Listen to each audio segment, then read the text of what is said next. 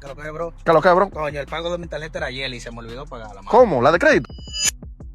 Sí. Anda el diancho. Tú eres un buen candidato para yo poner tu pago tarde este mes. Pero ¿cómo así? La ley dice que tiene que ser después de 30 días. Con un solo día, tú no puedes poner un pago tarde.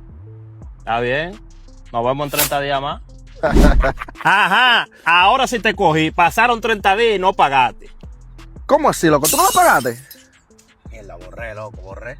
Pero espérate. ¿Tú le enviaste el estado de cuenta 21 días antes a él para darle la oportunidad de hacer el pago? No. Bueno, la ley 1666B del código 15 USC dice que si tú no le envías ese estado de cuenta, ese pago no puede ser tratado como tal. Así que tú no le puedes poner ese pago tal. Yo lo puse ya. Bueno, que tú lo pusiste. Pues prepárate. Vamos a hacerte un par de cartas con las disputas legales bajo la ley del consumidor para que tú tengas que borrar eso. Tranquilo, vámonos. Palomo. Mierda, este día en Credit sabe demasiado. Voy a tener que sacarlo del sistema.